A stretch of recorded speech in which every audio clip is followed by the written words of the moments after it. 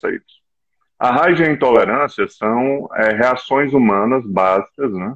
Durante toda a evolução da espécie esteve conosco e não necessariamente tem só um viés negativo, mas é bom que a gente conheça elas para que elas não nos atrapalhem, né?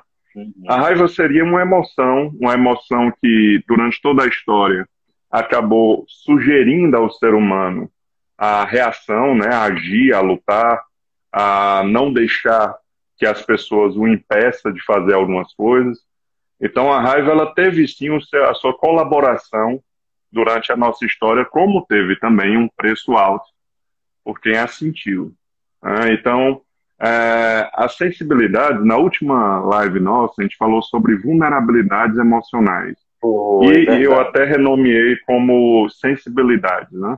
Então, o que se Sim. sabe é que quando uma situação ameaça ou toca aquela área que você é mais sensível, seja uma injustiça, seja a rejeição, seja a crítica, seja a doença, seja o que for, mexeu ou ameaçou aquele ponto, a raiva deve ter o seu tamanho aumentado. Como se fosse uma hiperativação da raiva. Então a gente sabe que existe esse tempero a mais em tudo que envolve as sensibilidades. Por isso é importante as pessoas estudarem quais áreas eu sou sensível para já prever aonde eu vou ter que estar de olho aberto. E existe também a questão fisiológica, né? Casos de depressão, você vê aumento da raiva, depressão, ansiedade, Meditação. TDAH, bipolaridade. Ah, você vê casos de hipoglicemia, né? Então, se nós Uhum. estivermos em um estado de hipoglicemia, a raiva ela fica um pouco mais disponível. Uhum. Quadros de dor, né? Dor crônica ou dor momentânea. É verdade, TPM, tem razão. a parte hormonal, né? Então, qualquer medicação, antidepressiva ou não, que aumente a Uhum. quantidade de dopamina e noradrenalina no cérebro, aumenta também uma chance da raiva aparecer mais forte, Uhum. principalmente uma noite mal dormida. Então, assim, um sono, uma privação de sono ou um sono perturbado tem como consequência no outro dia uma maior irritabilidade, né? Essa maior raiva. E aí o uso de testosterona, né? Quem faz ciclos de testosterona, quem trabalha dosando progesterona. Então, todos esses hormônios ligados à sexualidade também têm uma relação com essa regulação. Já a intolerância, cara, a intolerância é mais um resultado de alguns processos cerebrais básicos, né? Então, a nossa percepção do mundo, ela é longe de ser neutra. Ela é uma percepção do mundo enviesada, né? Então, Sim. vários processos interferem na forma como a gente vê as situações. Um deles, que é o viés de confirmação, que está na moda falar disso, né? Que seria uma tendência do cérebro de tentar encaixar a situação, deformar ela, para que ela se encaixe nas minhas crenças, ou seja, no que eu já acredito sobre mim, sobre tudo, sobre o futuro. Então, Sobre quando esse a visão do sistema, mundo, né? A visão do isso, mundo também influencia. quando esse sistema ele acaba sendo confrontado ou frustrado porque o outro não confirma minhas crenças, né? E aí surge em algum grau a intolerância. Seja um livro que você leu e o livro discorda da sua visão de mundo, e você diz que o autor é ruim, que o autor é fraco, fala mal dele, por uma simples, por um desgaste do sistema, porque o sistema não conseguiu reconhecimento de crenças. Então, agora você imagina um contexto onde as coisas estão bem polarizadas, né? E essa polaridade ela é incentivada.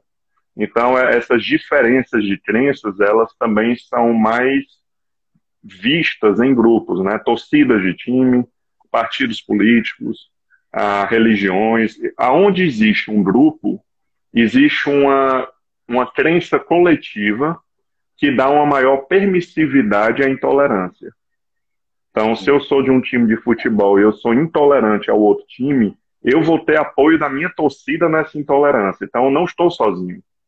Eu faço parte de um bando, e é do nosso instinto querer fazer parte de um bando, e essa intolerância ela ganha nuances e temperos mais fortes, por ser de um grupo, né, ou ser de uma ideologia, seja do que for. Então, esses são as duas maiores formas de conceituar esses pontos. Lembrando que tolerar o outro não quer dizer concordar com o outro, é simplesmente o sujeito se trabalhar para aceitar ou até curtir o diferente dele, né? Ele começar a ver a beleza de explorar o outro ser humano. A tolerância seria você não ir contra uma opinião que não é a sua. Então, eu acho que para sempre nós vamos estar nesse treinamento, nessa luta da tolerância. Constantemente, Tolerância constantemente. não é uma característica inata de nascença humana, e sim uma característica aprendida. Né? Como animais de bando, de sociedade, a sociedade está esperando que exista mais paz e mais tolerância.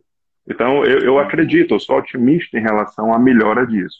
Claro, Eu não também. vai ser nesse ano, não vai ser nos próximos 10 anos, mas eu acredito que pelo menos a nossa sociedade em alguns anos já deve apresentar uma melhora grande nesse ponto. Né? A internet ela ajuda e atrapalha. Ela ajuda punindo os intolerantes, mas a internet é um ponto intolerante a quem ela não tolera. Então, é o tolerante intolerando o intolerante. Então, acaba sendo uma coisa meio contraditória, mas faz parte da mudança. Ok? É uma construção realmente. Tu falou vários pontos aí, e é muito importante que a gente entenda nesse processo de tolerância também, né, Ciro? As pessoas possam compreender o ponto de vista do outro, né? Para poder tolerar. Isso é um processo, né? Então, Isso. quando se tem um prejuízo, uma interpretação de injustiça, isso causa um impacto de acordo com a interpretação que a pessoa faz. E aí, automaticamente, ativa a raiva.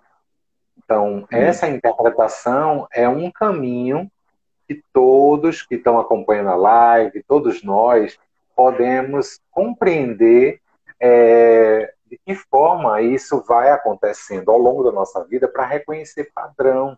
Se todos nós podemos ser e somos cientistas, todos os nossos pensamentos são hipóteses que podem ser confirmadas ou desconfirmadas. Se a gente trata as nossas hipóteses já como verdadeira, isso vai ser um problema de causar intolerância a várias situações e contextos. Não é? Chefe, bem colocado. Essa parte da subjetividade, né, que todos nós, de alguma forma, teoricamente, todos nós acreditamos na subjetividade. Cada pessoa percebe o mundo da sua maneira, mas na É. prática, a nossa cultura ela é meio confusa nesse ponto. Porque é a mesma cultura que diz o seguinte: esteja aberto e questione as próprias crenças, é a mesma que diz: defenda seu ponto de vista com unhas e dentes para sobreviver. Então, é muito Nossa. confuso isso. Então, se você tem uma cabeça muito aberta, você não é firme. Parece que você é Não, uma presa fácil para um mundo. não defende a convicção, Isso, né? Só falando de convicção. é isso aí, cara. Então é difícil de trabalhar essas duas expectativas da sociedade, né? O ser humano ele não está perdido, ele está no meio, em um contexto. Eu gosto muito de analisar o contexto, e o nosso contexto, que nós moramos, eu sempre falo disso, é uma cultura mobilizada, ou seja, é uma cultura que se move muito e age muito baseado na pressão, no medo e na motivação. Então a raiva, ela acaba ganhando algumas nuances e algumas cores que não era para ter. Então tem gente que diz, Ciro, quando eu tenho raiva, eu faço o que tem que fazer. Ou eu só consigo falar o que eu quero falar quando eu estou com raiva. Então nós acabamos dando uma função positiva Sim. desnecessariamente à raiva. Porque Uhum. falar o que pensa com raiva não é assertividade, é agressividade. Né? A Sim. assertividade é falar com jeito, e a raiva não deixa, entendeu? Então, assim, a Uhum. sociedade tem essas coisinhas de uma atrapalhar a outra, mas uma questão ser tolerante é uma escolha. Mas não uma escolha que você se torna tolerante. É uma escolha por um treinamento eterno. Não é estalar de dedos, né? Não, não tem. Claro, a terapia, os cursos, né? Comunicação O como uma auto- live, um livro, o autoconhecimento autoconhecimento. ele pode ajudar demais. Uhum. Então, o que nós sabemos é que quanto mais conhecimento você tem de uma área, mais tolerante você é. Então, assim, é muito mais fácil eu tolerar o que eu estudo. Então, abrir a cabeça para estudar vários setores que não são os que você já conhece pode ajudar a ser mais tolerante. Porque o desconhecimento favorece a intolerância, né? Então, a nossa tendência é procurar estudar o que a gente já sabe, o que a gente gosta. E não como antigamente lia um jornal inteiro, né? Você É acaba tendo uma verdade. visão crítica muito amarrada a um setor, né? Uhum. Então, eu ainda não respondi sua pergunta. Ah, quando é que a gente deve ou não determinar o que tolerar e não tolerar? Porque eu acho importante pegar um gancho no que você falou e entender a reação humana como duas fases, né? O que acontece na primeira fase, vamos chamar de o automático, ou seja, tudo o que acontece nessa fase, e é onde o impulso da raiva vem, a gente não tem livre-arbítrio, a gente não pode escolher se a raiva vai vir ou não vai vir, né? Uhum. Eu posso escolher se eu vou ser intolerante ou não, mas a raiva, a visita da raiva, eu não posso escolher. E aí vai surgir um primeiro pensamento, que nós chamamos de pensamento automático, né? Produzido por um processamento cerebral, que não escolhemos. Esse pensamento ele pode gerar uma sensação de raiva, surge uma vontade do momento, que não é necessariamente minha vontade legítima de vida, projetiva, mas uma vontade do momento.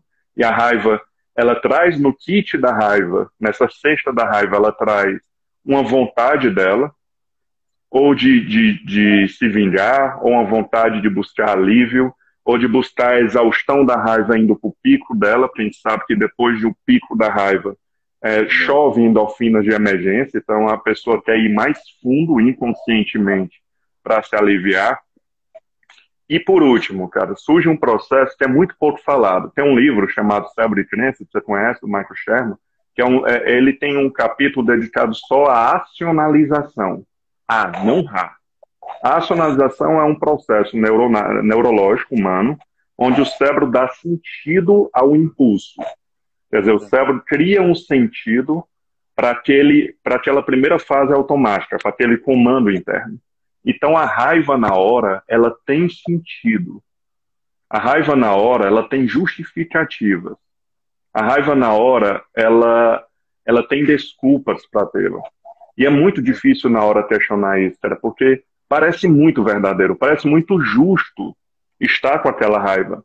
Em nenhum momento vai parecer que eu estou distorcendo ou que eu estou sendo injusto. Não. Na hora, você pode se arrepender depois, mas na hora é uma verdade absoluta. Então, até aí, zero livre-arbítrio. Daí, o sujeito, pela primeira vez, é livre de acatar tudo isso e abraçar a raiva, ou de preparado, que não é simples, mas é viável, se preparar para gerenciar esse impulso e não deixar que ele lhe tome. Lembra, o impulso, ele é forte, ele tem muitos advogados, mas ele é uma sugestão para o nosso eu consciente decidir dizer sim ou não para ele. Então eu posso ter raiva e não ser raivoso, porque eu sou o que eu faço. Então eu posso ter medo e ser corajoso, eu posso ter preguiça e ser esforçado. Então eu posso ter raiva e ser calmo. Então eu posso ter o automático e não ter a atitude de raiva e não ser raivoso. Então a gente tem que partir daí. Não vamos criar uma ilusão de que o controle da raiva é evitar que a raiva venha. Isso não existe. Só a morte faz isso. Controle emocional, o nome está dizendo, é controle de uma emoção que existe. Não é evitação emocional. Então, a raiva você pode usar estratégias cognitivas, se você é fera nisso, comportamentais e técnicas de manejo emocional, né, clássicas. Então, Tem existe uma algumas diferença aqui. entre a acionalização, que é a construção do sentido para a raiva, e o ser humano é um cubista que pode racionalizar, ou seja, questionar a própria razão. Eu estou pensando assim, essa vontade é da raiva, não é legítima minha. Quando a raiva passar, eu vejo se ainda existe isso ou não. Isso é treinado, não é inato, não é de nascimento. Nós treinamos isso. É a função da terapia, é a função de todos. Mas o ideal é que veja beleza nisso. Não adianta você negar um impulso achando ruim. Não adianta você achar que você está negando a si mesmo. Quando eu ultrapasso uma raiva, eu, Ciro, estou passando por cima de um padrão, a palavra que você usou muito bem, um padrão de um sistema, ou seja, um padrão cerebral que não tem nenhum tipo de coerência com o meu projeto de vida. Eu estou dizendo não para um sistema para dizer sim para o meu projeto de vida. E assim é a vida. A gente tem que dizer muito não para os impulsos. Isso pode parecer para algumas pessoas mais românticas uma vida sem sentido, mas não é. A diferença da gente para o macaco é a capacidade de se esforçar e de controlar os impulsos, e a raiva é só mais um impulso. Né? Então, assim, é só para a gente ter uma ideia de que é difícil, na hora que você pede surpresa, lembrar desse papo todo. Por isso que o ideal, respondendo sua pergunta, é predeterminar, já deixar determinado antes, quais situações eu estarei atento ou tentarei estar atento para não deixar o impulso da raiva me levar. E aí cabe, sim, eu acho que o maior ganho que um ser humano pode ter na vida é ele aprender a predeterminar as coisas e não confiar nele. Ou seja, eu sou um homem confiável, que é Alessandro, mas meu cérebro não. Então, essa descoberta de onde não confiar é que é uma grande sacada da vida, entendeu? Chefe, é mais ou menos, eu quis fazer essa base, mas, como eu disse, é muito confuso o que tolerar, o que não tolerar, mas eu acredito na predeterminação. Eu não acho que na hora H que eu tiver tomado por um furacão de raiva, eu vou ter discernimento para na hora dizer, não, esse ponto aí eu vou ultrapassar, eu vou transcender o impulso. Não, na hora, a raiva consegue ter uma dominância cognitiva, né? A emoção, ela tem um fortíssimo impacto, não existe razão e emoção. Existe pensamentos emocionados, sempre. Não tem outra saída. Cara, acabei falando demais, mas é só para criar uma base de que a gente não vai controlar esse primeiro impacto. Nós podemos nos preparar para receber esse impacto da raiva e não concordar com ele sem questionar ou sem avaliar. Mais uma vez, na hora, não somos tão bons em avaliação. Por isso eu prefiro dizer, tal situação eu tenho um histórico de ter raiva. Tal situação pode afetar minha sensibilidade. E eu vou ter muita raiva. Tal situação eu já acumulei demais, vou ter muita raiva. Fazendo essa lista, já dá para me ter uma ideia se aquela situação está ou não na minha lista negra. Está na minha lista negra, já é um forte indício de que merece um certo controle, um certo gerenciamento da raiva. Cara, é isso. Pelo menos na parte introdutória. É quando a gente fala aí da regulação emocional, né? E aí eu queria destacar, Ciro, né, quando você fala sobre esse processo de dinâmica, né, do tolerar ou não tolerar, do perceber, né, o quanto que é convicção e o quanto que eu vou estar abrindo mão. Nesse processo é dinâmico, né? Porque a vida muda, a vida não é estática. A vida, ela vai acontecendo de acordo com o processo de aprendizagem que cada um tem. Por isso que não dá para exigir que as pessoas tenham o mesmo raciocínio que a gente, ou o mesmo ritmo de aprendizado, né, que você. Então, nesse processo é uma construção e a gente precisa respeitar, né, e perceber que são momentos diferentes, ritmos diferentes, pessoas diferentes, histórias de vidas diferentes. E isso nos ajuda numa coisa muito importante, porque os estudos da habilidade social diz que a raiva é a única emoção capaz de bloquear toda a nossa capacidade de empatia. Né? Não consegue se colocar no lugar do outro diante da raiva. Né? Então, isso é explicado também de forma da neurociência, o quanto que isso tem repercussões. Tanto que, muitas vezes, para ajudar a regular a raiva, a gente busca caminhos de olhar, né, numa perspectiva, num olhar da outra pessoa, como é que história de vida, o que é que estava acontecendo, que faz a gente procurar visualizar por outros ângulos, né? Não dá para entender a situação de um ângulo só. A gente precisa olhar por ângulos diferentes para poder perceber sempre de uma maneira mais ampla, que é o que traz saúde. Se a gente restringe a visão, a gente fica limitado, né, Ciro? Então, Perfeito. são consequências aí bem importantes nesse processo também de regulação emocional da raiva, e é a nossa segunda questão aí, né, do nosso debate. Cara, a regulação da raiva, assim, existem várias manobras, várias estratégias. Quando o sujeito está imerso numa raiva importante, né, o nosso sangue ele não é produzido, então o cérebro tem que deslocar da onde precisa, da onde não precisa para onde precisa. Então, o nosso corpo se prepara com a guerra, com raiva. E boa parte do fluxo sanguíneo aqui do pré-frontal, que é onde está o controle inibitório, o autocontrole, boa parte do sangue aqui, da atividade, migra para a zona límbica, para a zona mais animal, emocional.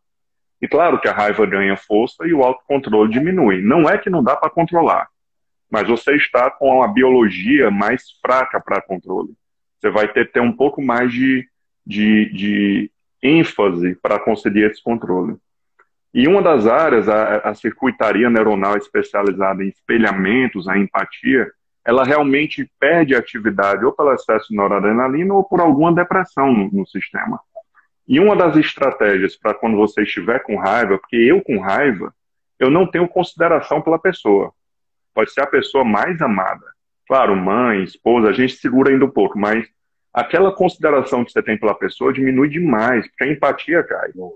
E uma das estratégias que pode parecer boba, mas tem um impacto muito forte em quebrar esse ciclo pegajoso da raiva, é você forçadamente começar a ser gentil com as pessoas. Porque você vai forçar a reativação dessa área da empatia que vai proteger suas relações. Então, assim, muitos neurologistas falam isso, seja gentil, vá ajudar pessoas, vá fazer carinho, vá cozinhar para alguém, que a raiva vai diminuir. E isso não é firula ou mandinga de ninguém. Isso aí é simplesmente neurociência, porque você está forçando uma área a ser reativada. Né? Então funciona bem. Só pegando o seu gancho aí. E essa ideia da gente ampliar a nossa visão, lembrando, a nossa tendência natural não é ampliar a visão, é uma escolha e um processo que você vai se trabalhando. E lembra, ninguém é bom o suficiente para amanhã. Eu posso procurar o meu melhor para hoje, mas amanhã eu posso precisar ser diferente. Então, essa lista que eu estava comentando não é uma lista fechada, mas é uma ideia do que meu mundo atual, meu contexto atual, eu preciso estar ligado nessas situações. Então, eu solteiro vou tolerar umas coisas e não outras. Se eu casar, pode inverter, ok? E assim, não existe uma regra do que tolerar ou não tolerar, você tem que definir isso de acordo com o seu projeto de vida, né? Com a sua profissão, com a sua ética.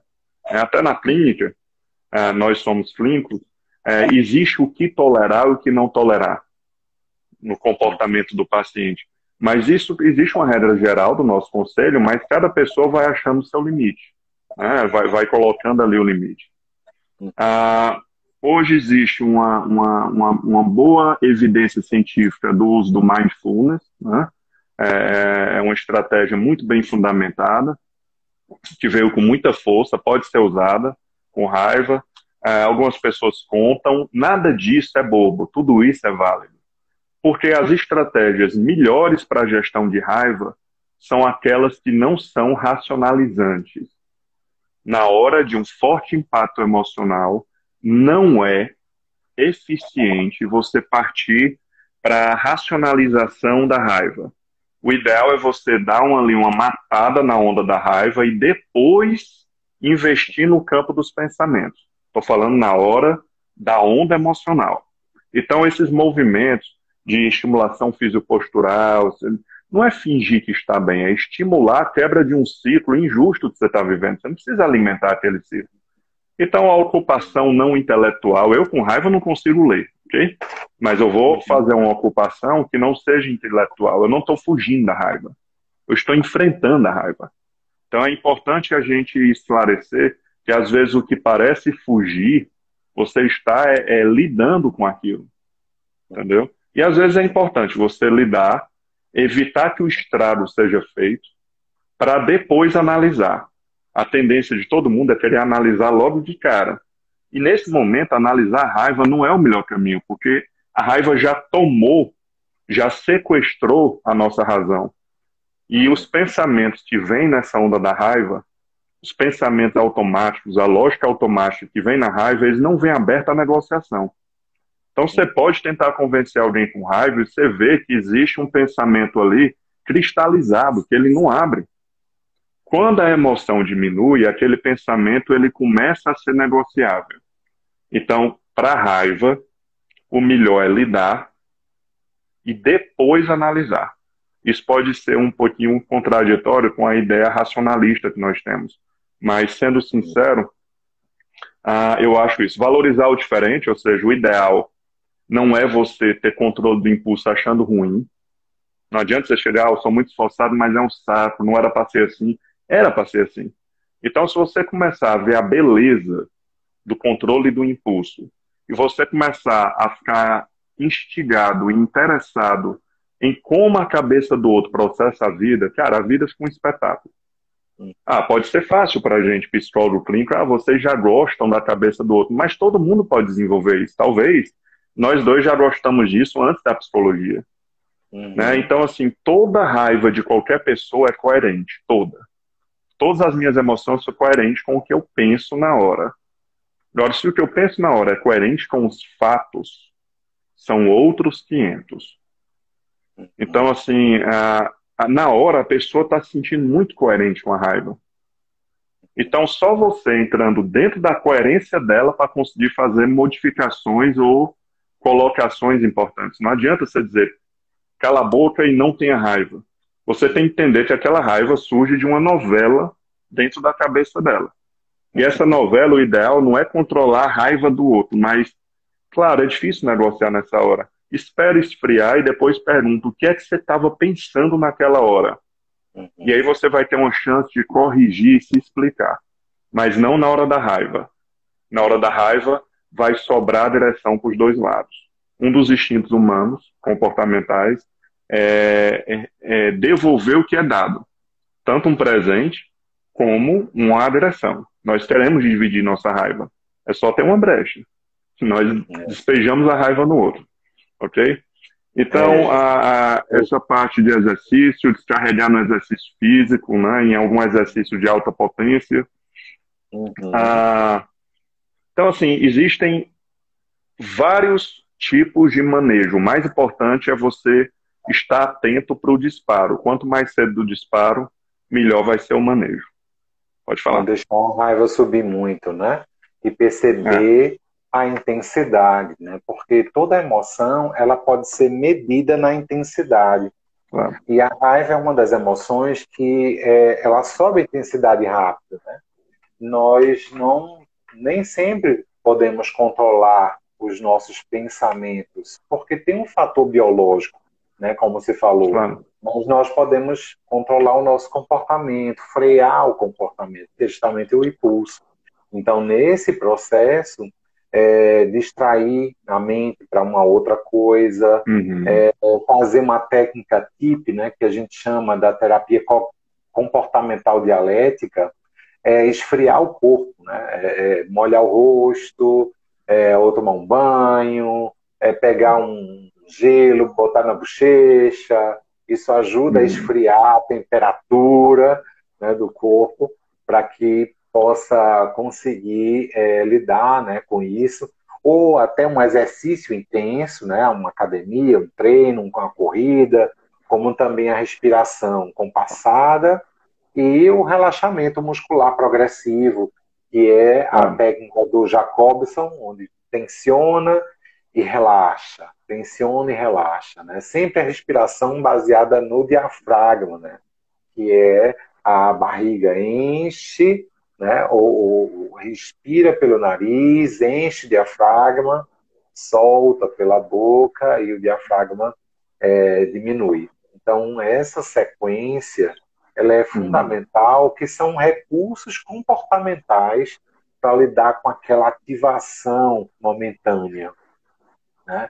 E é muito importante refletir, cada um faça isso com os recursos, porque tem a interpretação, né? Como é que está o raciocínio da outra pessoa, né, Ciro? Porque nem sempre conseguimos enxergar isso. Mas o que fez com que a outra pessoa tivesse com raiva? Como foi que ela interpretou isso? Quais são as hipóteses que ela levantou que pode estar confirmando ou não? Porque a outra pessoa que está com raiva de você por alguma situação, às vezes ela pode estar com raiva de uma situação, de um contexto, pode estar com raiva de si mesma ou de uma outra pessoa. E a raiva tem disso, às vezes descarrega numa outra pessoa, né?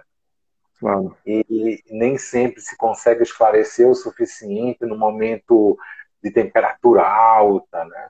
Então é necessário que, em parte, a gente consiga relacionar com esse processo de rejeição e aceitação ao mesmo tempo, né? Compreender a realidade a qual se encontra para poder saber lidar com esses contextos todos, né?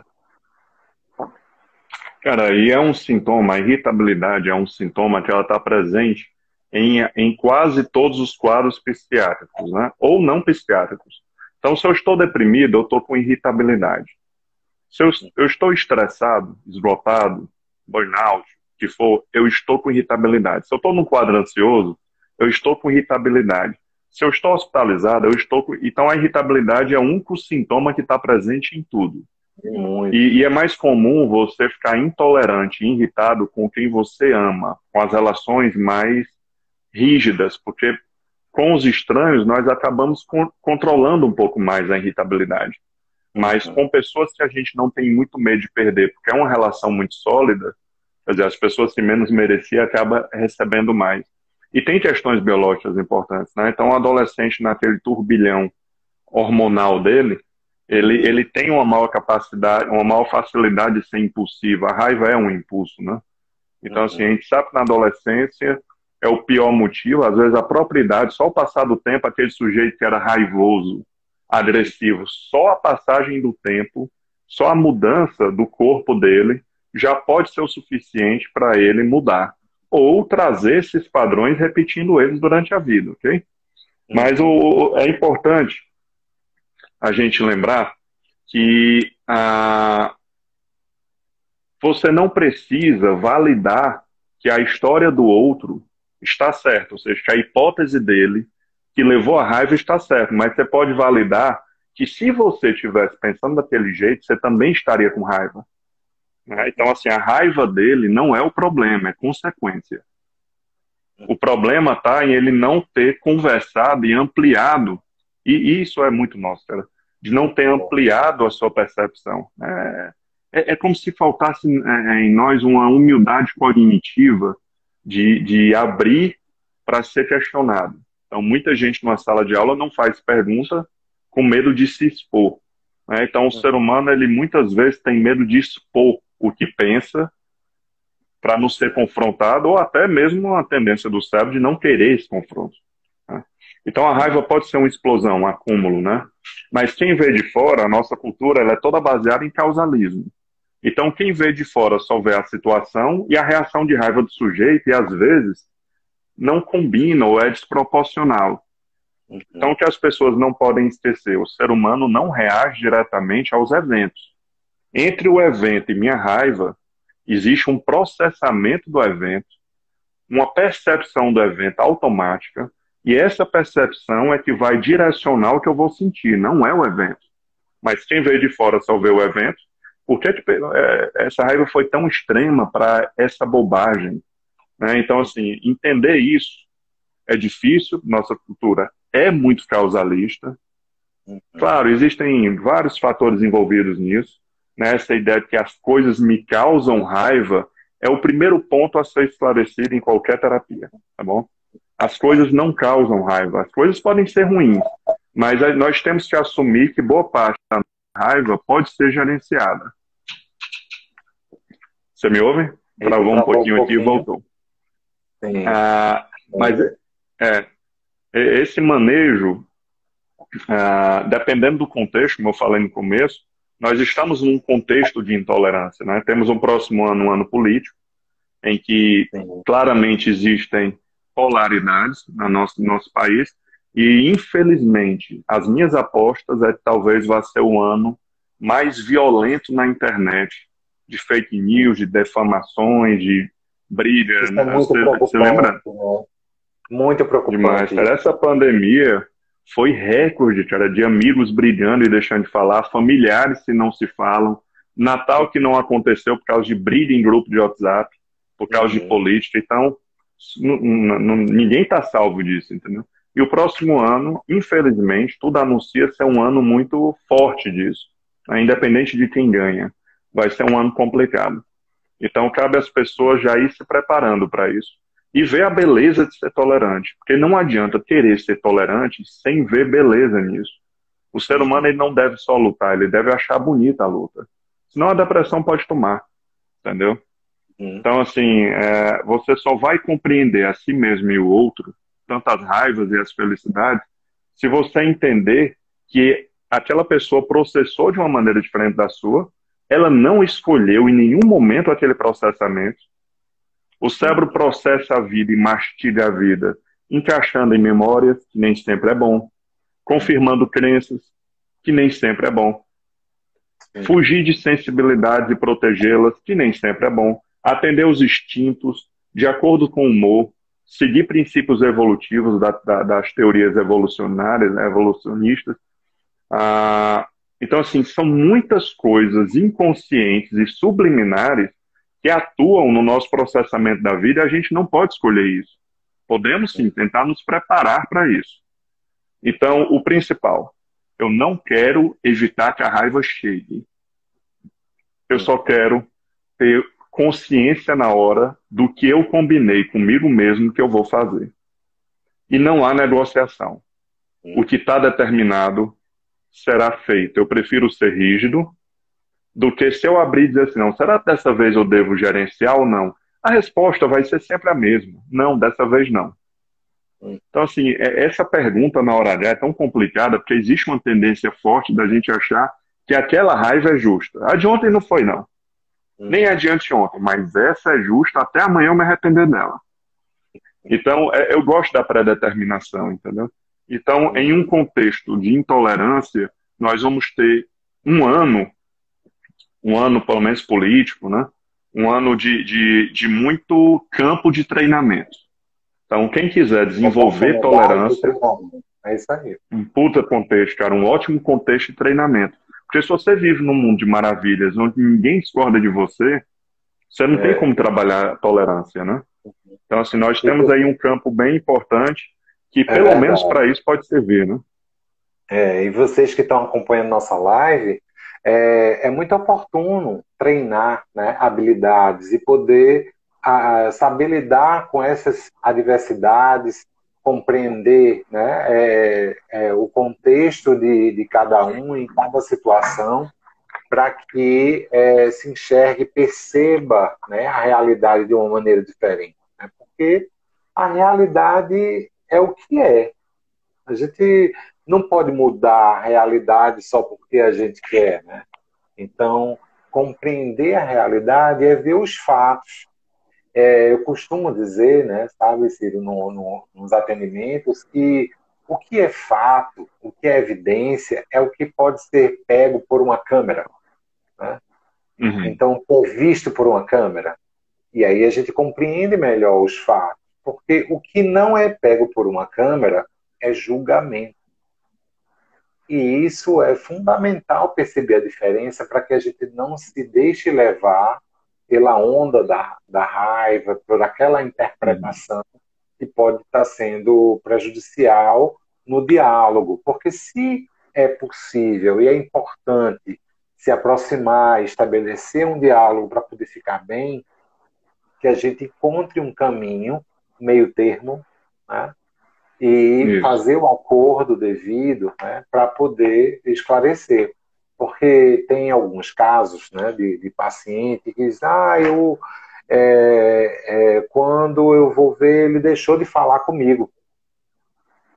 E aí eu fico numa situação sem esperando resposta, né? E percebo, acho que ele está chateado comigo, mas eu não sei. E eu começo a achar que estou errado, estou culpado por uma situação que eu nem sei bem o que é. Então, quando envolve o silêncio, né, não deixa de ser uma forma de agredir, porque acaba Claro. sendo danosa na relação. Porque quando se tem maturidade realmente, é quando se junta novamente, faz o diálogo para poder esclarecer a situação e encontrar um caminho favorável para ambos. Não que é melhor para si, porque senão a gente está falando de competição. Uhum. Então, é necessário que a gente compreenda e faça esse acordo para que seja possível, né, uma convivência melhor, uma vida melhor e poder esclarecer. Então é necessário que haja esse ponto aí de maturidade e poder esclarecer, dialogar e não Uhum. simplesmente deixar de falar gerando culpa na outra pessoa. Né? Isso prejudica bastante, né, Ciro? Chefe, é isso aí. Toda linha preventiva é melhor do que remediar, né? Como você está explicando, a pessoa desenvolver assertividade, seja durante a vida ou num treino de assertividade terapêutica, é você falar o que pensa com jeito, né? Comunicar com jeito, achando as melhores palavras. Cara, é quase humanamente impossível ser assertivo com raiva. Você acha que está sendo assertivo, mas você vai ter palavras mal medidas, certo? Então, assim, a dica que eu dou é a raiva ela traz um imediatismo muito forte. Ou seja, eu quero resolver isso agora. O cérebro adora se aliviar. Então, esse negócio de conversar amanhã não vai. A gente vai resolver isso agora. E não é um movimento inteligente, ok? O Uhum. movimento Ok. inteligente é vamos esperar a química baixar para a gente conversar. Mas na Ou hora, então, eu e você, ou então se dizer quando é possível, né? Então, olha, que tal a gente conversar amanhã, tal hora? isso. E aí a pessoa não fica na expectativa, né? Então, quando alguém solicitar, sempre diga quando você pode, o dia e Uhum. o horário, que fica mais específico e aí Isso. não gera tanta expectativa, né? Tanta ansiedade para resolver Isso, aquilo. porque esse depois a gente conversa pode gerar uma ansiedade, né? Depois quando? E Mas manter a mão. biologicamente, o ser humano fica mais permissivo quanto à diminuição do autocontrole e imediatista, né? Então, assim, tudo isso, como você bem explicou, é maturidade. A maturidade nada mais é do que minha capacidade de me esforçar e me inibir na direção da vida que eu quero. Isso seria maturar. Seria se sobrepor, ultrapassar, transcender um impulso, né? Que a gente chama de maturidade, que não é infantilidade, nem é... Você Uhum. vê crianças maduras com 12 anos, com 11 anos, e você vê pessoas com 50 anos imaturas, entendeu? Uhum. Que ainda acham que o bonito é ser impossível, como se fosse assim um sonho de liberdade que o sujeito teve de ser impossível e eu sou assim mesmo. Cara, ninguém é nada, gente. Nós somos animais em transformação, em melhora, entendeu? O componente biológico é importante, em alguns casos não adianta a gente julgar, dizer, fulano é descontrolado. Cara, se ele tiver uma biologia, uma situação neuroquímica complicada, quem somos nós para dizer que no lugar dele não estouraria também? Então, a medicação ela tem um impacto violento. Eu vejo casos de pessoas com uma TPM agressiva, violenta mesmo, de agressividade física, que só com a medicação psiquiátrica já tem uma melhora absurda. Quer dizer, será que era gênio ou era uma repercussão biológica que nós não conhecemos, que nós não sentimos? Então, ter esse cuidado também de não julgar o outro sem entender a porcentagem biológica, ou seja, o tamanho do bicho que ele tem que segurar, porque a gente pode segurar um bicho menor. Eu não estou dizendo que ele não tem livre-arbítrio, mas ser justo com a química diferente não é dizer, ele pode, ele tem TDAH, ele pode ser agressivo. ele é bipolar, ele pode ser, não é isso. Mas não adianta também ficar tirando leite de pedra. Tem que convencer a fazer uma avaliação e ver a possibilidade de um apoio. Como você falou, existem maneiras bobas de comer um alimento frio, um picolé, beber água fria, tudo isso faz o cérebro redefinir sua atenção. E todas essas técnicas que você colocou, a respiração de Jacobson, a progressiva, respiração diafragmática, todas elas são top no mundo todo, entendeu? É usada em todas as emergências de crise de raiva, de ansiedade, porque elas têm um componente biológico muito forte. Então, assim, além de serem técnicas da psicologia comportamental, elas têm um embasamento na homeostase, ou seja, na regulação do próprio corpo, que você, acreditando ou não na técnica, ela vai ter efeito. Então, tem coisas que você não precisa acreditar. E tem técnicas que você precisa acreditar. Então, eu fazer uma massagem, eu vou sair melhor. Eu posso estar pensando a desgraça que for, eu vou sair melhor. Então, um banho de mar eu vou sair melhor, um banho frio eu vou sair melhor. Então, são técnicas que eu acho legal porque você não precisa, naquele momento, estar acreditando nelas. Todas essas que você falou, do banho frio, do frio na orelha, na nuca, né? Tem parece simples demais, mas na hora do vamos ver, a gente tem que partir para a simplicidade. E lembrar que a raiva, às vezes, é uma explosão do que não foi dito.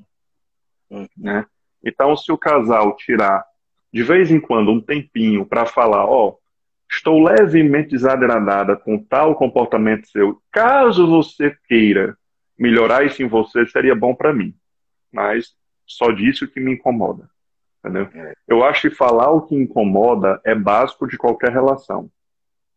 Mas na hora da raiva, ficar reclamando é só agressividade. Não vai mudar nada. A reclamação, a rotulação acaba aumentando a raiva. Então, quanto mais específico a gente for, né, no pedido de mudança de comportamento, melhor. E uma das coisas, sabe, Ciro, que eu penso no aprendizado com a intolerância é poder se basear nos valores pessoais. Né?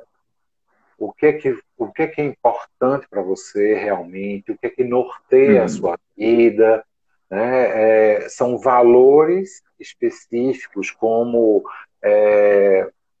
família, trabalho em equipe, poder, honestidade, então bem-estar, então são valores, educação, aprender, ensinar, são valores que cada um discernindo, compreendendo quais são os pessoais, né? Quais são os seus valores, isso vai ajudar a tolerar um pouco mais, né? A visão diferente da sua, para que haja uma compreensão mais apurada, mais negociada para melhor relação, né? Tem uma estratégia que pode parecer, a princípio, piegas ou boba, mas eu gosto dessas bobas para o momento de raiva. Se, por exemplo, eu discuto com o Alessandro numa relação de sociedade, em um projeto, e eu escrevo um bilhetinho ou mando uma mensagem: Alessandro, naquela situação, eu pensei que você queria dizer isso e estava falando disso. Era isso mesmo que você estava querendo dizer? Testar a comunicação, né? Cara, é um treino de comunicação, né? Aí você diz: Ciro, isso é muito mecânico. Dane-se, resolve, cara, ajuda muito. Porque o outro pode dizer: não era isso que eu quis dizer, eu quis dizer isso.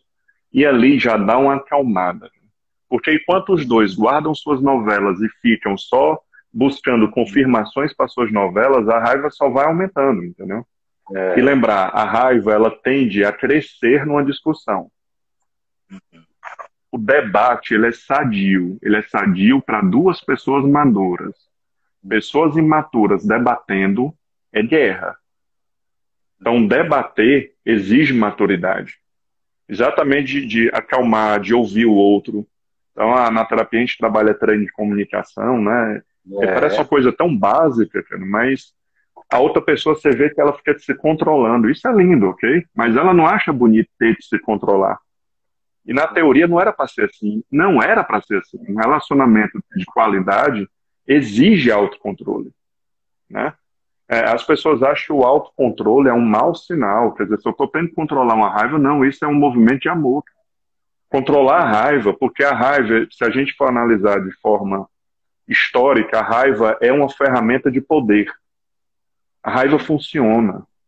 A raiva governa, a raiva amedronta, a raiva pune. O outro deixa de fazer coisas para não lhe ver estourando de raiva. Então a raiva, ela pode ser um mecanismo de poder que funciona, mas não é leal, não é justa, não é legal. Ah, mas funciona, tá? Tem um monte de coisa que funciona e que não é legal. A raiva é uma delas. Então, às vezes você pega um caso em que a raiva já está com a função de punição e de controle. Tipo assim, quando eu fizer algo de errado e alguém vier me criticar ou me pressionar, eu vou ter uma crise de raiva e todo mundo abre. Uhum. Então, assim, infelizmente, é um ganho secundário da raiva, né? E que é preciso substituir essa raiva por outra estratégia que funcione também. Não se pode simplesmente pedir para a pessoa controlar a raiva sem dar para ela um substituto de estratégia de negociação.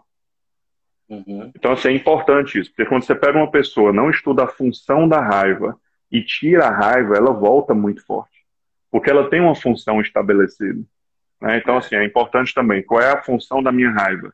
É manter a pessoa na linha? É ameaçar? É servir como um agente punitivo? Então, antes de também parar a raiva, é bom achar um substituto de mais qualidade, o diálogo. Então, essas estratégias bobas de escrever, de dizer, eu fiquei com raiva porque eu já penso isso e acabou confirmando. Entenda, foi só um acúmulo, mas não fez por merecer dessa vez. Assim, foi um exagero da minha parte. Cara, isso não mata ninguém, mas parece que arranca um pedaço nosso, entendeu? De admitir. Porque é como se a gente estivesse traindo o cérebro, entendeu? Traindo as convicções. E, cara, é uma arte. Relacionamento humano você tem que se tornar um artista. E é na hora da chuva que você testa o motorista, né? Então é na hora da raiva que você testa o autocontrole. Então a raiva, uma dica que eu dou também, é sempre que o sujeito se pegar num momento de raiva, uma raiva disfuncional, injusta, seja o que for, não estou dizendo que toda raiva é ruim, não. Mas a maioria das raivas são desnecessárias e inúteis. Na hora da raiva, você tentar lembrar, porra, esse é o momento de terapia. Esse é o momento da grandeza, como diz um paciente meu. É hora de ser grande, entendeu? É hora de terapia. Porque esse tipo de lembrança na hora pode desqualificar o impulso da raiva e ela ter uma redução. Porque você disse, agora é momento de ter poder. De ter poder contra a raiva, não contra o outro. Entendeu? Isso já pode também dar uma reduzida no impacto do primeiro. E a melhor raiva, forma de lidar com a agressividade, com a raiva, é poder criar mecanismos para se defender e não para atacar. Né? Então, quando há um esclarecimento da situação para poder se posicionar e se defender, é sempre melhor. Só que não tem como fazer isso se a gente não deixa claro as expectativas. Então, numa situação de diálogo de duas pessoas, num casal, é fundamental que ambos falem as expectativas pessoais para depois fazer o acordo. Porque se tenta fazer o acordo sem dizer a expectativa, não vai funcionar. Né? Então, é fundamental nesse processo onde cada um, né, fale a expectativa, construa de uma maneira favorável essas possibilidades. Né? Afinal de contas, faz parte da vida. Né? Ciro, está sendo muito bom. Está sendo muito bom. O silêncio, cara, ele está aproximando do final, hein? Tá, eu vou finalizar a minha parte. A tendência do silêncio é fermentar a intolerância. Então, aquele defeito de um namoro que você tolerava, mas não fala sobre ele, a tendência não é melhorar, tolerar, não é tolerar mais, é tolerar menos. Então, o silêncio, ele nunca é um fermento para melhorar uma tolerância. Então, a pessoa certa é aquela pessoa que tem defeitos toleráveis. Entendeu? Mas todo defeito tolerável pode ficar intolerável se eu não cuidar disso. E a outra pessoa nem sabe o que está acontecendo. Sempre ele aceitou essa minha característica, entendeu? Então, assim, eu sei que dialogar é difícil, dialogar em momento de fúria não é diálogo, vai ser troca de farpas. A nossa, como eu disse, ninguém está solto, todos estamos em um contexto, o contexto não é favorável, é um contexto que diz o seguinte: a melhor defesa é o ataque, quer dizer, não apanhe, dê o primeiro murro. A nossa cultura foi essa educação errônea, entendeu? Em que a defesa, ela, se você ficar se defendendo, é assumir a culpa, é assumir que o outro está certo. E se eu engrossar, eu estou mostrando para o outro que ele está errado. Quer dizer, se alguém vier dizer que Alessandro, você está traindo alguém, e você diz, como é? E se você engrossar, parece que você está falando a verdade. Agora, se você se explicar, parece que você está admitindo. Então, imagina todo esse contexto e o sujeito crescendo nele, né? Ninguém está livre da influência da cultura. Alessandro, é isso. É um tema rico, cara. Sempre bom falar com você. Eu acho que a gente deu uma passeada por esse tema.